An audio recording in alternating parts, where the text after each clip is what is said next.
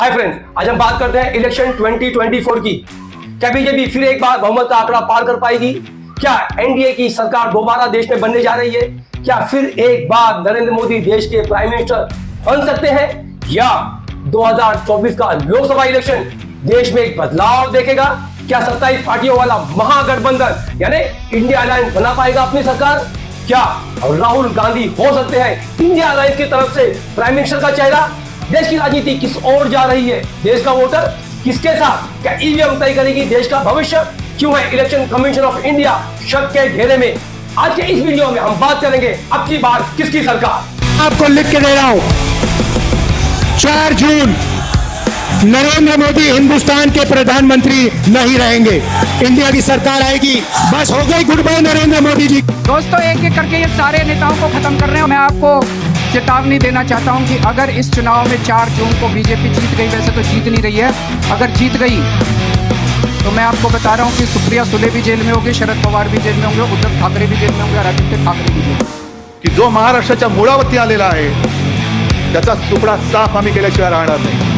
India alliance को अपने vote bank की गुलामी करनी है तो करें, उनको वहां जाके मुजरा करना है तो भी करें। पूरा देश कह रहा है अब की बार परमात्मा की ही कोई इच्छा है।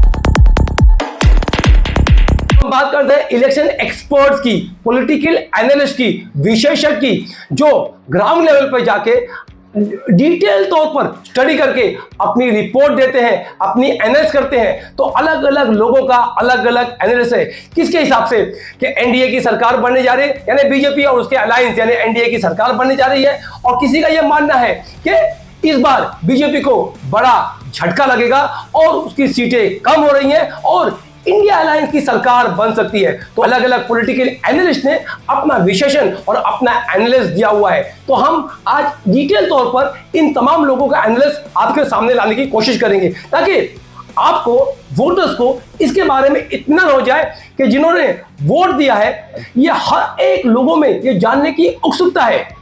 लेकिन डेफिनेटली ये उत्सुकता आज और कल में तो हल नहीं होगी। डेफिनेटली इसके लिए आपको 4 तारीख तक वेट करना पड़ेगा। 4 तारीख दोपहर के बाद में ये पिक्चर क्लियर हो जाएगा कि किसकी सरकार बनने जा रही है। हम खाली आपके सामने एक डिटेल एनालिसिस अलग अलग विशेषज्ञ का आपके सामने रखेंगे ताकि आपको ये समझने में आसानी हो कि अब की बार किसकी सरकार।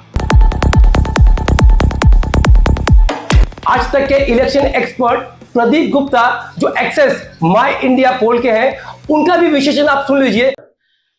सबने एक अपना एजेंडा सेट करना होता है जिसको आप मैसेज कहते हैं, एंड मैसेंजर होना चाहिए of course in this case prime minister Modi. So they have set their agenda अब की बार 400 पार। जैसे आपने पुराने समय में देखा होगा बीजेपी का अब की बार अटल बिहारी, यस है ना? जी जी। तो इस तरह से एक मैसेज इज इंपॉर्टेंट जिसके अराउंड सारा का सारा कैंपेन इवॉल्व और रिवॉल्व होता है। तो उन्होंने एक अपना एजेंडा सेट किया। पिछली बार एनडीए की 352 सीट्स थी जी। तो एक मामूली 10% उसमें बढ़ोतरी तो हर नजरिए से देखी जानी चाहिए। तो that is how he set the target of 400 and उसको लेके कम्युनिकेट कर रहे हैं और उसको लेके ट्राई कर रहे हैं, जो कि किसी भी पॉलिटिकल पार्टी का एक नैरेटिव होना चाहिए। जो 100 वोटिंग मशीन के अंदर आते हैं, टर्न आउट 100 में से 67 आए, 2/3 आए, 2/3 का 80% जो 100 वोट आए उसमें से 80% लोगों का जीवन गवर्नमेंट ऑफ द डे के ऊपर डिपेंड होता है, डायरेक्टली और इनडायरेक्टली। तो they elect and select government और leader for that matter very carefully because their livelihoods depend on them, right from road, electricity, water, education, PDS, public distribution system, form related what you call it सुविधाएं। और it is because जैसे ही गांधी बाजू होते हैं वो आपस में लड़ना चालू हो जाता है। आप गहलोत वाला जो एग्जाम्पल है, जिस समय कांग्रेस का नेशनल प्रेसिडेंट का election, correct, and he was declared as a candidate, but क्या इन फाइट की वजह से ही वो घटना नहीं घट सकी? which is quite evident. Right. Kharge ji को उन्होंने बनाया, आप भी जानते हैं, हम भी जानते हैं, सब जानते हैं कि Kharge ji versus Shashi Tharoor professionally he is far better. दोनों तो साउथ इंडिया से आते हैं, तो वो क्वेश्चन भी खत्म हो गया कि भाषा और रिजोनेट पूरे हिंदुस्तान के साथ, तो आई वुड से भाषा के हिसाब से तो शशि थरूर ही बेहतर है। बट समहाउ वही गांधी वाली चीज ड्राइव हो रही है, वही थॉट प्रोसेस ड्राइव हो रही है, वही डिसीजन मेकिंग। सी एक जब आप किसी पार्टी या व्यवस्था के लीडर होते हैं तो सारा का सारा खेल डिसीजन मेकिंग का है। तो यदि डिसीजन मेकिंग अभी भी by family style and by the family ली जा रही है, तो परिवर्तन कहां से होगा? मैं सबको एक सिंपल बताता हूं भाई, आप उसी रास्ते पे चलेंगे तो वो उसी डेस्टिनेशन पे ना पहुंचेंगे, कहीं माइनॉरिटी वोट्स है उसको सीटों में कन्वर्ट होने के लिए उत्तर प्रदेश के अंदर कुछ सीटों के ऊपर कंसोलिडेशन है, जैसे कि संभल, नगीना, सहारनपुर, यहां पर तो चांसेस बनते हैं। बट ये 3-4 सीटों को छोड़ दें तो दूसरे तरफ आपकी 76 सीट है उत्तर प्रदेश के अंदर, तो वो उतना डेंट नहीं कर पाते हैं जितना बड़ा डेंट एसपी बीएसपी कर सकते थे, और थोड़ा बहुत किया, पूरा नहीं कर पाए फिर भी because of performance of BJP. कि यार अभी 10 रन भी बनाने के लिए बाकी है, यदि 2 ही विकेट गिरे हैं, बट फिर भी कुछ भी हो सकता है कभी भी। फॉरगॉन तो नहीं कहूंगा, बट क्वाइट एविडेंट है कि अपोजिशन कहीं कुछ करता हुआ नजर नहीं आ रहा और बीजेपी अच्छा खासा करती हुई नजर आ रही है। बहुत जगहों पे आपने बीजेपी अलायंस की बात करी थी, अलायंस हो गए, बहुत जगह पे नहीं हो पाए, जैसे बड़े उसमें पंजाब और तमिलनाडु है जी। ये 2 स्टेट ऐसे थे जिसके अंदर BJP is just nothing. And Andhra Pradesh में हो गया, वहां पर भी 0 था। तो आंध्र प्रदेश में हो गया, उड़ीसा में नहीं हुआ, तमिलनाडु में नहीं हुआ, पंजाब में नहीं हुआ। यदि कि यहां भी अलायंस हो जाता था, फिर मैं पक्का कह सकता था यार अब तो कुछ बचा ही नहीं। राइट। महाराष्ट्र एक अलग तरीके का स्टेट है। Maharashtra is the only state in the country जिसकी, जो वोटर्स की बात कर रहा हूं, पब्लिक की बात कर रहा हूं, लॉयल्टी फैक्टर चरम पर होता है। मराठा इतनी जल्दी अपनी लॉयल्टी चेंज नहीं करते, इसलिए आप पाएंगे महाराष्ट्र में अभी भी पिछले असेंबली इलेक्शन में, जबकि दोनों ने 2x2 चुनाव लड़ा, ने 2 बड़े अलायंस फॉर्म होने के बावजूद भी 27 इंडिपेंडेंट या छोटी पार्टी के कैंडिडेट जीत के आते। 27, जो आज के समय में बड़े बड़े स्टेट में 1 या 2 भी नहीं आते, 3 आते, बस खत्म हो गई बात जी। इसका मतलब यह है कि मराठों की जो रीजनल छत्रप हैं, जो आपको इतने बड़े नजर नहीं आते, मैं गिनाने जाऊंगा तो पूरे 25 गिना सकता हूं आपको, 35 डिस्ट्रिक्ट में 25 जी।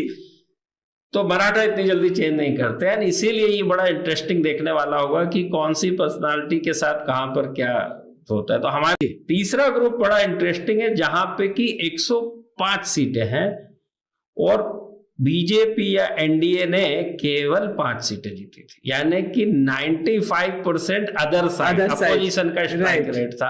ये स्टेट है तमिलनाडु, आंध्र प्रदेश, केरला, पंजाब। इन जगहों पे इसीलिए बीजेपी इतना ट्राई कर रही कि कुछ अलायंस हो जाता। तमिलनाडु में जो पिछली बार एआईडीएमके के साथ था, और 1 सीट 39 में से 40 पांडिचेरी को ले लीजिए, तो 1 सीट जीती थी एआईडीएमके ने। पंजाब के अंदर 2 अकाली दल के साथ गठबंधन था, तो 2 अकाली दल और 2 बीजेपी ने जीती थी, तो 2 और 1 ये 3 सीट, और 2 सीटें जो है आपकी इन्होंने जीती थी। कश्मीर को भी छोड़ दीजिए आप, तो कुल मिला के अकाली दल, बीजेपी, एआईडीएमके 5 सीटें इन्होंने एनडीए ने जीती थी। अब तो अकाली दल और एआईडीएमके दोनों अलायंस पार्टनर नहीं है। तो कहने का मतलब क्या हम ये कहें कि 5 के भी नीचे चले जाएंगे? तो ये जो स्टेट्स है, ये ऐसे स्टेट्स है दोनों के हिसाब से, लिहाज से अच्छे, बट यहाँ 105 ही सीट है। Any x factor? एक यशवंत देशमुख है जो सीनियर पॉलिटिकल एनालिस्ट है, जो एबीपी सी वोटर सर्वे के लिए भी एनालिस्ट करते हैं। उनके हिसाब से उनका यह मानना है कि जिस तरीके की ये लड़ाई देखी जा रही है, जिस तरीके से ये इलेक्शन आगे बढ़ रहा है, according to Yashwant Deshmukh, BJP under the leadership of Narendra Modi will reach the magic figure of 272 and form the government at the centre. और एक प्रशांत किशोर है जिनका ये प्रोफेशन है, वो सीनियर पॉलिटिकल एनालिस्ट है, पॉलिटिकल विशेषज्ञ है, सलाहकार है। इनको पॉलिटिकल पार्टियां हायर करती हैं अपने लिए काम करने के लिए। तो ये पॉलिटिकल पार्टी को एडवाइस करते हैं, गाइड करते हैं, सलाह देते हैं और किस तरीके से इलेक्शन लड़ा जाए, पूरा पॉलिटिकल कैलकुलेशन पॉलिटिकल पार्टियों को रणनीति बताते हैं और उसको उसके अंजाम तक पहुंचाते हैं। इन्होंने 2014 में बीजेपी के लिए काम किया था, नरेंद्र मोदी के लिए काम किया था, 2015 में इन्होंने नीतीश कुमार के लिए काम किया, 2017 में ही वर्क फॉर कांग्रेस इन पंजाब, 2019 में जगनमोहन रेड्डी आंध्र प्रदेश में उनके लिए काम किया, 2020 में इन्होंने केजरीवाल के लिए काम किया दिल्ली में और 2021 में इन्होंने काम किया डीएमके के लिए, 2021 में इन्होंने काम किया टीएमसी यानी ममता बनर्जी की पार्टी बंगाल में। जिस पार्टी के लिए इन्होंने काम किया और जिस पार्टी के लिए इन्होंने अपनी सलाह या अपनी सर्विस दी, वो वहां पर उन्होंने 90% ऑफ सक्सेस उन्हें मिली है। 2017 में इन्होंने यूपी में, उत्तर प्रदेश में कांग्रेस के लिए काम किया था एज अ सलाहकार, as a political analyst, as a रणनीतिकार इलेक्शन लड़ने के लिए। लेकिन 2017 में इनकी रणनीति टोटल फेलियर रही थी और कांग्रेस वहां पर बुरी तरीके से हार गई थी। लेकिन इनका कहना था कि जो 14 पॉइंट प्रोग्राम जो इन्होंने कांग्रेस को उस वक्त में पेश किया था, कांग्रेस ने वो फॉलो नहीं किया था। ठीक है, वो एक अलग इशू है। तो मेरा बोलने का मतलब है, ये प्रशांत किशोर वो है जो अलग अलग पॉलिटिकल पार्टियों के लिए कॉन्ट्रैक्ट बेसिस पे काम किया है। इनके हिसाब से क्या है ये हम देखते हैं। प्रशांत किशोर के हिसाब से बीजेपी 2024 में 2019 का परफॉर्मेंस रिपीट करेगी, यानी 2019 में बीजेपी को 303 सीटें आई थी और एनडीए को 353 सीट्स आई थी। तो प्रशांत किशोर के हिसाब से बीजेपी इस वक्त में यानी 2024 में अपने 2019 का परफॉर्मेंस रिपीट करेगी या उससे बेटर परफॉर्म करेगी। यह प्रशांत किशोर का है, आप इन्हें सुन लीजिए क्या कह रही हैं। सेंस है कि राहुल जी 3 बार से उन्होंने प्रयास किया, अपनी तरफ से उन्होंने सब कुछ अपना लगाया। 2014 में आप हार गए और हारे नहीं, कांग्रेस अपने जीवन के सबसे लोएस्ट लेवल पे आ गई। आप राहुल जी के इंटरव्यू 2014 के चुनाव से पहले उठाकर देख लीजिए, द इनफेमस और फेमस अरुणा गोस्वामी इंटरव्यू, उसमें उन्होंने बार बार ये कहा कि हम जीत कर आ रहे हैं, आपके 50 से कम सीट आ गए। 2019 के उनके सारे आप संवाद को उठाकर देख लीजिए, उनका कन्विक्शन था चौकीदार चोर है, जो उन्होंने कैंपेन किया, उनको लगा कि भाई हम जीत रहे हैं, आपको फिर 50-55 सीट आया। फिर इस बार आपको लग रहा है कि इस बार तो हमने पैदल यात्रा की है, हमने काम कर लिया, देश में मोदी के खिलाफ असंतोष है, ये वो, और इस बार आप जीत कर आ रहे हैं। फिर अगर परिणाम आपके पक्ष में नहीं आए जी, तो दुनिया भर के डेमोक्रेसी में जो पैटर्न है, सिर्फ पॉलिटिक्स में ही नहीं, खेल हो, बिजनेस हो, कि किसी के लीडरशिप में अगर बार बार हार हो रही है, तो मैंने ये कहा कि भाई इसमें कोई गुनाह नहीं है कि राहुल गांधी 2 साल 3 साल ब्रेक ले लें और किसी को, भाई अपने बहन को ही बना दो, अपने माँ को ही बना दो, जिस पर भी आपका भरोसा है उसको बना दो, किसी दूसरे को ये अवसर दे, शायद वो आदमी बेहतर कर सके। आपको कोई हटा तो रहा नहीं, कोई आपको हटा सकता नहीं है, पार्टी आपकी है। आपके पक्ष 2 बरस के बाद, हाँ, 1 मिनट, हाँ। 2 बरस के बाद अगर कुछ बेहतर हो जाए, फिर वापस आके बन जाना भाई नेता। इसमें कोई, और इसको अब कांग्रेस के उनके सपोर्टर्स ने ऐसा ले लिया कि मैं कह रहा हूं कि राहुल गांधी संन्यास ले ले। अरे भाई, मैं ये कह रहा हूं कि कम से कम ऑप्टिकली अगर कोई चीज आप प्रयास कर रहे हैं वो नहीं हो पा रहा है, तो इट्स अ कॉमन सेंस की take a break, rethink, re-strategize, and as an interim measure also give it to somebody to run it. What is the definition of the results of defeat in this context? इसके लिए कोई आपको psephologist होने की जरूरत नहीं है। आपको राज्यवार दिखेगा कि मोदी को लेकर जो चैटर है उसमें ड्रामेटिक डिक्लाइन आया है। So what does that say for the future of the brand of Modi? No, the future says कि it's a brand which is in decline. It is not in ascendance, it is in decline. The pace of that decline is a function of कि opposition से challenge या narrative कितना strong हो पाता है। But that's after this election. You think this election is a done लेकिन deal? अगर opposition न भी करे, तो दूसरा जो पहलू मैंने आपको बताया कि the decline in the faith or blind trust in Modi would reflect either in votes if opposition were to get its act together. If not, then it will certainly reflect in public dissent, anger, जमीन पर आंदोलन, ये चीजें आपको मोदी के तीसरे term में ज्यादा दिखेंगी। This is completely opposite to what most people think. इस बार वो जीत कर आएंगे तो पूरा देश में बस एक तरफा हो जाएगा, ऐसा नहीं, उल्टा होने वाला Are है। you saying मैं Mr. Modi is going to be a weaker prime minister than before? Definitely. Just take it And not because of the numbers. not because of the number, it's because of he does not have the blind support of the vast majority of people which he used to have, say in 2019. He doesn't have that blind support today. So इसी के लिए तो opposition इंतजार में बैठी है कि हमारा भी टाइम आएगा। नहीं, वो ठीक जो फंडामेंटल्स हैं जो मैं आपको कह रहा हूं, देश में भाजपा को लेकर, मोदी जी को लेकर डिसअपॉइंटमेंट हो सकता है, एंगर नहीं है, और किसी नए के प्रति वैसा आशा, वैसा क्लैमर किसी एक नए व्यक्ति या नए दल को लेकर नहीं है। अगर इन दोनों बातों को हम जोड़ दें तो स्ट्रेटेजिकली फंडामेंटल लेवल पे नया फॉर्मेशन आता नहीं दिख रहा है। दूसरा, अगर इसको मैथमेटिकली देख लें तो नॉर्थ और वेस्ट में बीजेपी के मटेरियल सीट कम नहीं हो रही है और ईस्ट और साउथ में उनकी सीटें बढ़ रही हैं। तो इन दोनों चीज को जब आप जोड़कर देखते हैं तो आप सेफली ये कह सकते हैं, इसके लिए आपको कोई सेफोलॉजिस्ट होने की जरूरत नहीं है, you just need common sense, right. और इस दोनों चीज को जोड़कर आप ये कह सकते हैं कि in all likelihood BJP is coming back with almost similar or better numbers than what they had in 2019. Okay. Yogendra Yadav ये सीनियर मोस्ट एनालिस्ट है, ये सेफोलॉजिस्ट भी है। 1996 से ये पॉलिटिकल एनालिस्ट, इलेक्शन विशेषज्ञ, इलेक्शंस की स्टडी ये एक सदियों से करते चले आ रहे हैं। योगेंद्र यादव के हिसाब से बीजेपी को इस लोकसभा इलेक्शन 2024 में तकरीबन 50 सीटों का नुकसान हो रहा है। यानी उनके हिसाब से बीजेपी को इस लोकसभा इलेक्शन 2024 में 240 से लेकर 260 सीटें मिल रही है। तो जैसे ही बीजेपी 272 के नीचे उतर जाती है, तकनीकी रूप से तो हंग पार्लियामेंट हो ही गई है ना, उसके बाद तो गणित खुल जाता है।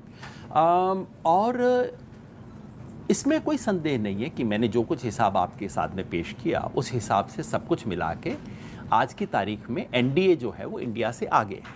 ये सुन के मेरे मित्रों को काफ़ी दुख हुआ, नुकसान, नाराज़गी भी हुई, फ़ोन वोन भी सबने किया, अरे आप क्यों बोलते हैं, कि भाई जो दिखता है वो बोलता हूँ, है ना। लेकिन जैसे मैंने दो चीज़ आपको याद दिलाई, एनडीए की गिनती को एनडीए मत मान लीजिए अभी से, एग्जैक्टली क्या होगा हम कह नहीं सकते। दूसरा ये कि अगर ये अंडर करेंट थोड़ा सा स्ट्रांग हुआ और अगर बीजेपी 230 से नीचे आ गई तो उसमें संभावना है कि एनडीए पीछे रह जाएगा और इंडिया ऊपर आ जाएगी। ये पॉसिबल है, मैं रूल आउट नहीं कर रहा, लेकिन उसको मोस्ट लाइकली की कैटेगरी में फिलहाल मैं नहीं रख पा रहा बीजेपी को। और हम एनडीए की बात करें जो बीजेपी की अलायंस पार्टनर है, जिसको पिछले इलेक्शन यानी 2019 में तकरीबन 50 सीटें आई थी बीजेपी की अलायंस पार्टनर्स को, तो वो उनकी बात करें तो भी अगर बीजेपी को 250 260 सीटें आती है तो एनडीए मिला के फिर भी बीजेपी बहुमत का आंकड़ा 272 पार कर लेगी योगेंद्र यादव के हिसाब से। अब हम बात करते हैं चुनाव आयोग की। क्यों चुनाव आयोग शक के घेरे में है? चुनाव आयोग द्वारा जारी किए गए आंकड़े में इतना मिक्स मैच क्यों? जो चुनाव आयोग ने लेटेस्ट डेटा जारी किया है उसमें तकरीबन 1,07,00,000 वोटर बढ़ गए हैं, यानी तकरीबन ऑन एन एवरेज 28,000 वोट पर सीट बढ़ा दिए गए हैं। उड़ीसा में चुनाव आयोग ने देर रात 11:30 बजे डेटा जारी किया जिसमें 67.59% वोटिंग हुई। फिर तीसरे दिन चुनाव आयोग इस डेटा को रिवाइज करके नया डेटा जारी करता है, उसमें 73.50% फाइनल आंकड़ा रिलीज करता है, यानी 6% इंक्रीज इन वोट शेयर। इसका मतलब 6% इंक्रीज, यानी उड़ीसा की 5 सीटों पे 4,70,000 वोट बढ़ जाते हैं, यानी हर सीट पर तकरीबन 94,000 वोट बढ़ा दिए जाते हैं। अब ये क्यों हुआ, कैसे हुआ, किस तरीके से हुआ, चुनाव आयोग ने अपना डेटा रिवाइज क्यों किया, ये क्या वजह है, ये तमाम चीजों को लेके सुप्रीम कोर्ट में एक याचिका दाखिल की गई है, इसी को लेके कि चुनाव आयोग का डेटा जो फॉर्म 17C है उसे चुनाव आयोग के वेबसाइट पे अपलोड किया जाए, लेकिन सुप्रीम कोर्ट ने इस याचिका को खारिज कर दिया। Supreme Court declined to pass an order on a plea seeking for uploading of Form 17C data on Election Commission of India's website. Chief election commissioner Rajiv Kumar ने कहा पूरा डेटा पब्लिक डोमेन में है, तो इतना डाउट क्यों, इतना आशंका क्यों? राजीव कुमार ने कहा we will show how the people are misled. अगर इलेक्शन कमीशन ऑफ इंडिया ही एक विशेष पार्टी की तरफ से बैटिंग करने लगे तो आप खुद सोचिए कि ये इलेक्शन कितना फेयर हो रहा है।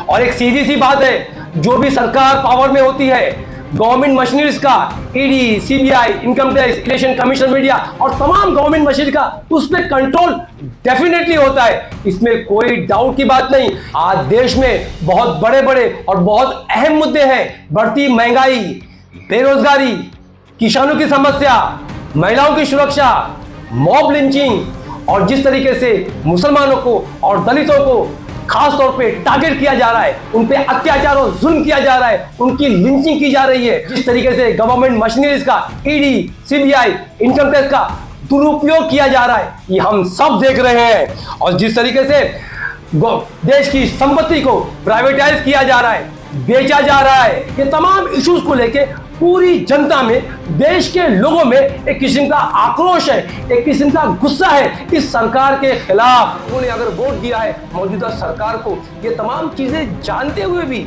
तो ये इस पे कहीं ना कहीं गौर फिक्र करनी और सोचने की बात है कि ऐसा क्यों है।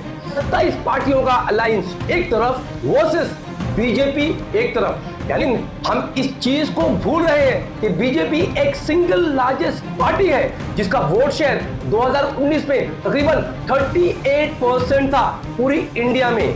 और वहीं दूसरी तरफ इंडिया अलायंस है, 27 पार्टियों का गठबंधन, 27 पार्टीज का अलायंस, जिसमें से बड़ी बड़ी पार्टियां हैं कांग्रेस, सपा, बसपा, टीएमसी ममता बनर्जी की, उद्धव ठाकरे की शिवसेना, जेडीयू, जेडीएस और तमाम पार्टियां हैं। 27 पार्टी का इंडिया अलायंस वर्सेस बीजेपी है।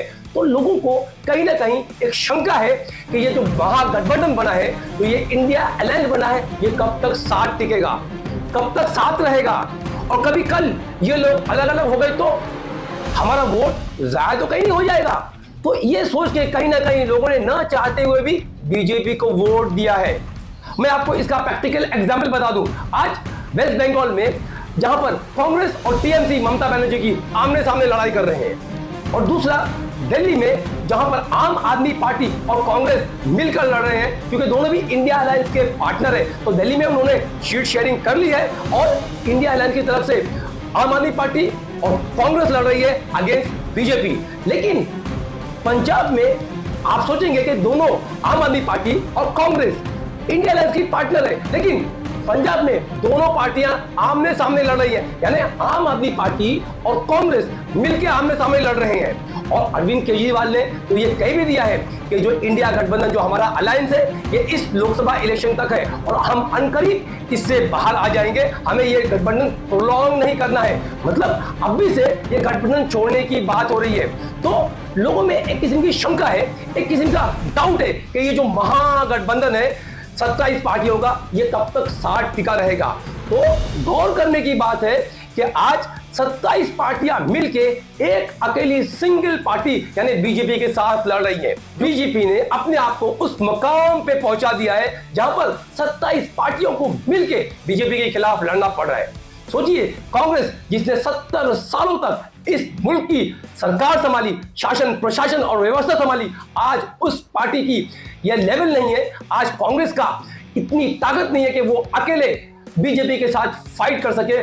तो लोगों ने जिस बुनियाद पे वोट दिया है, जिस तरीके का पॉलिटिकल कैलकुलेशन है, अलग अलग विशेषज्ञों ने अपनी अलग अलग एनालिस्ट पेश की है, और 1 तारीख में जिस दिन लास्ट फेज ऑफ पोलिंग खत्म हो जाएगी, शाम को 6 बजे के बाद से एग्जिट पोल आना शुरू हो जाएंगे, आपके सामने पूरी पिक्चर क्लियर तौर पे आ जाएगी कि किसकी सरकार बनने जा रही है। तमाम पॉलिटिकल विशेषज्ञ, ये तमाम पॉलिटिकल एनालिस्ट जो कई सालों से ग्राउंड लेवल पे रिपोर्टिंग करते हैं और इन्होंने इलेक्शन को बहुत करीब से देखते हैं और एनालिस्ट करते आ रहे हैं, ये इलेक्शन एक्सपर्ट्स हैं। ये तमाम लोगों की रिपोर्ट जानने के बाद और जिस तरीके से ग्राउंड लेवल पे वोटिंग हुई है और जिस तरीके से लोगों ने वोटिंग की है, इस तरीके से एक बात तो साफ तौर पे दिखाई दे रही है कि 2024 लोकसभा इलेक्शन में इस बार भी बीजेपी और उसकी अलाइंस पार्टनर यानी एनडीए 272 का मैजिक फिगर है जो बहुमत का आंकड़ा है वो पार करेगी और सरकार